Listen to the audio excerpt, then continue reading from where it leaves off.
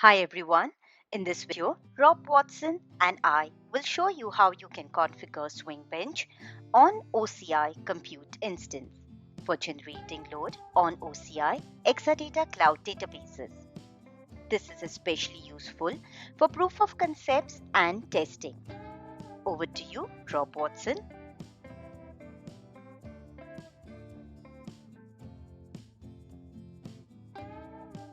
Thanks, Neo. Swingbench is a free load generator and benchmarking tool. Written by Dominic Giles, it's freely available to download from his website dominicgiles.com.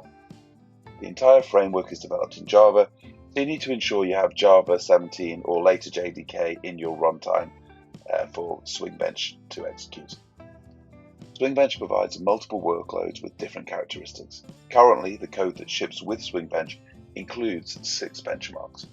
Order entry, which is based on the order entry schema that currently ships with the Oracle database. It introduces heavy contention on a small number of tables and is designed to stress test interconnects in memory. Sales history, which is based on the SH schema that currently ships with the Oracle database and is designed to test the performance of complicated queries when run against large tables. Calling circle, which is now being marked as deprecated but still available, simulates the SQL that is generated from an online telco application. It's designed to stress the CPU and memory without the need for a powerful I/O subsystem. Stress test simply fires random inserts and selects and updates against a well-known table. JSON stress test, which is based on simple JSON documents, and a TPC-DS-like benchmark featured both query and transaction workloads. Swingbench itself can be run from the command line or from a fully featured GUI. We're going to need a VM to install Swingbench on, and we'll create a VM in OCI. We're going to focus on the order entry Swingbench benchmark in this demo, and version 2 of the order entry benchmark is written in PL SQL, so it reduces the amount of work the Swingbench host has to do. That being said, it is important to size the VM correctly. It is also important that the VM has network access to the database under test. As we mentioned, Swingbench can run completely from the command line or GUI. In this demo, we will show both, so we're going to need to install a VNC server on the VM to enable a remote graphical desktop. The SQL Maria blog, linked in this slide, has a good step-by-step guide on this. It will include installing additional packages, such as desktop graphic packages, and also adjusting some firewall ports. We will also need to download the Swingbench software onto the VM. To prepare our test, we have created a separate pluggable database and table space to hold the Swingbench test schema. Before you can run a test or benchmark, you need to create a schema and install a set of sample data.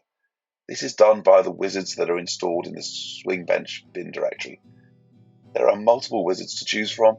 OE wizard installs a simple order entry schema, and this is the one that we're going to use, but there's also other wizards such as the SH wizard and JSON wizard. Once we've installed the data, we can actually run the workload generator and run the test, and we can do this graphically by Swingbench or Minibench, or we can run the Charbench command line non-graphical version. Thank you, Rob, for the detailed explanation on Swingbench. Now for the GUI, we will configure the VNC server on a separate OCI compute instance and not directly on ExaDBT. So let's quickly see how to create a compute instance.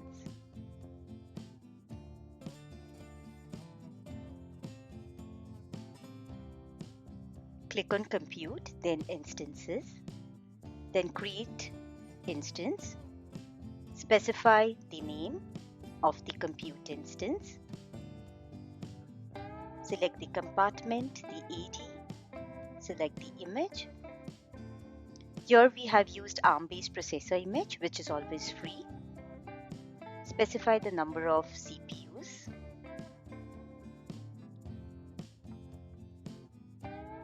So once you select the image, enter your networking details. add SSH keys,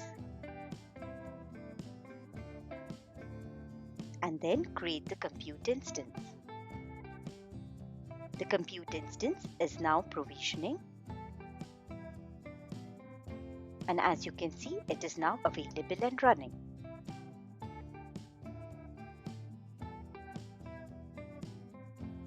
Now for the next steps of the demo, Rob Watson will take you through it.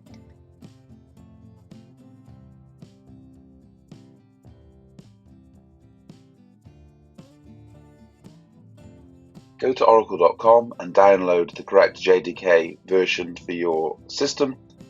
Once you've downloaded it, and you can download it as a package or an archive, we've downloaded it as an RPM file. We'll take it to our Swingbench host, and then we'll just run RPM to install it.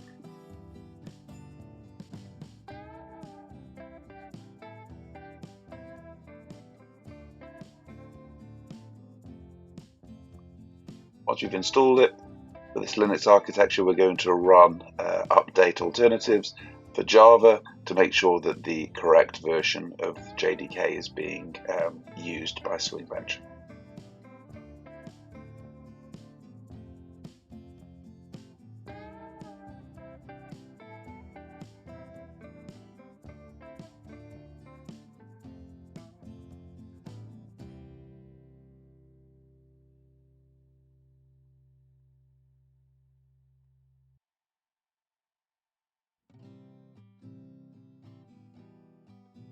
Selected number 2, which is the JDK we've just installed, and if we run a Java minus version, we can see we're running version 21. This is perfect for Swingbench.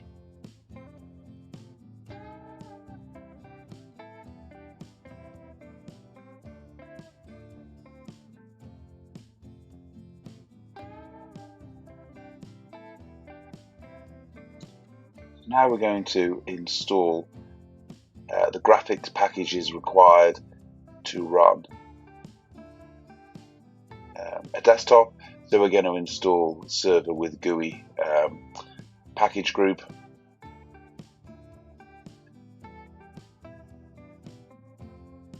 So this is what VNC will use for the remote desktop. Once we've installed the package group, then we'll install the VNC server package.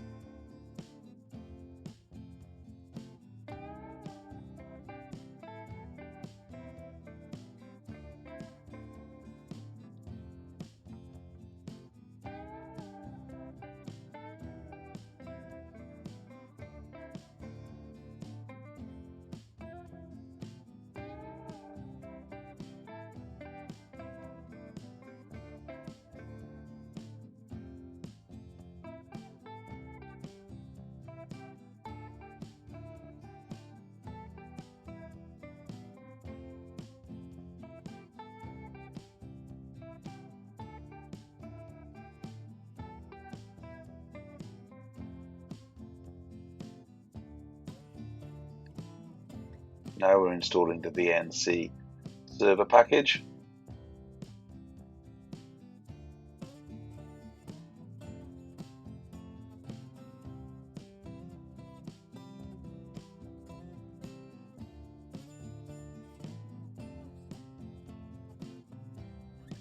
You'll need to open up VNC firewall ports to enable VNC traffic. And then we run the VNC server command to start a VNC server. We're issuing the geometry parameters so we can decide the size of the remote desktop we want. That's suitable for us. There are many other parameters for VNC server. You need to look at the documentation, and then we specify a password for our desktop.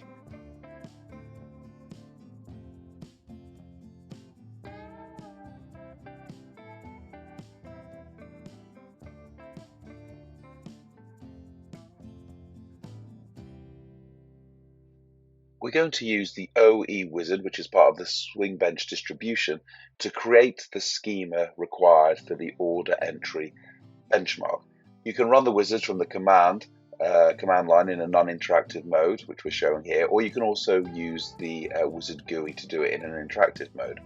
Here we're passing it in command line, we're passing it in the connect string to the database, the username and the password of the schema, which we're going to use for the test, the scale, which represents how much data we're going to populate into the schema, so a scale of 10 would represent 10 gigabytes.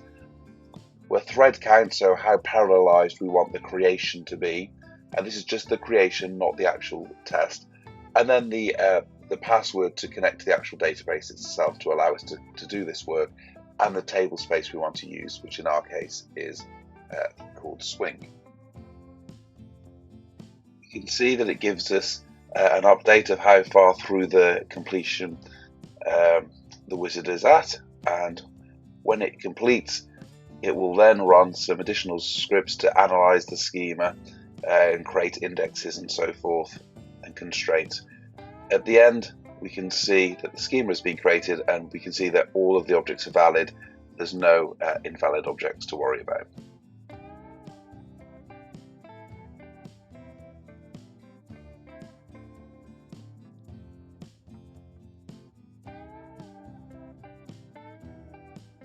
This is an example of running the OE wizard in GUI mode via VNC, and here we can see we have the same type of options. We just fill them in screen by screen. We can select whether we want partitioning, whether we want compression, indexing.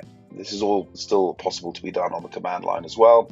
The size we want to, the size of the schema we want to install, and how parallelized we want the build to be.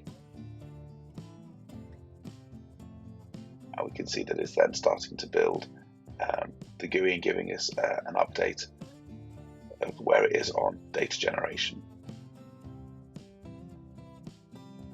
So either command line or GUI is possible.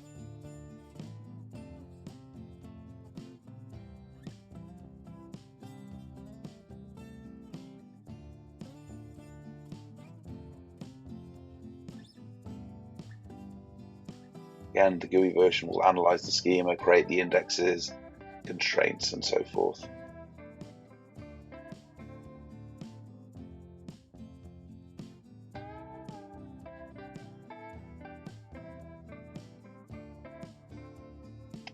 And again, we can see the status of all the objects it's created, and they're all valid.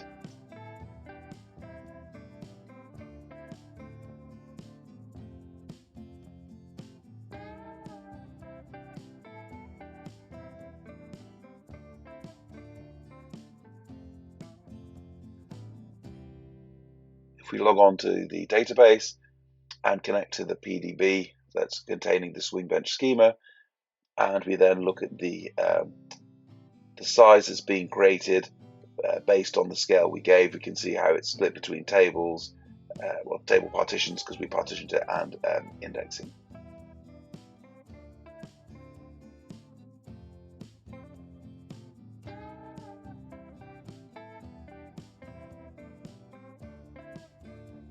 After building a schema, you should be in a position to run a workload against it.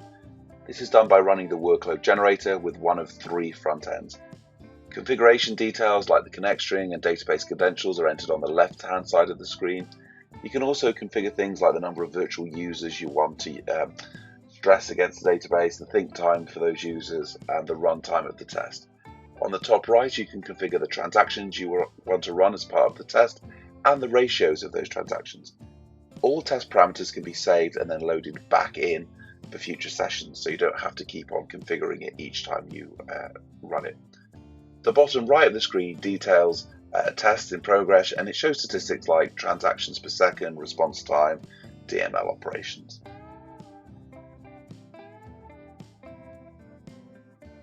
So here we're running the graphical version of Swingbench. We're selecting the SOE server-side order entry benchmark. We enter in our connect string details. We can see that it's connected OK. and then we press the start button, and this will start to load the database, and we can start to see the graphs forming at the bottom right, and this is showing us again things like DML operations, database time, transactions per second. We can alter the number of users, so we can stop and then restart, and this time we've gone from 16 to 32 users. We can save the configuration details into an XML config file, and then we can basically start Minibench, which is a smaller graphical user interface with the config file, which we're doing here. And this will then just show a smaller subset of the graphs. Just by hitting play, we'll start to play the benchmark. And we also have the command line version called charbench.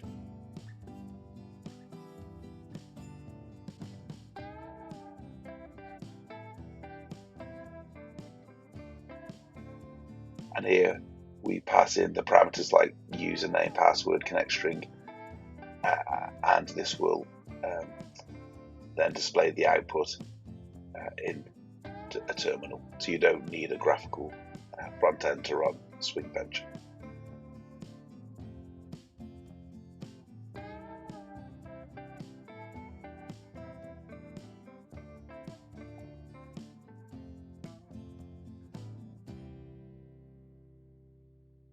Thank you for watching.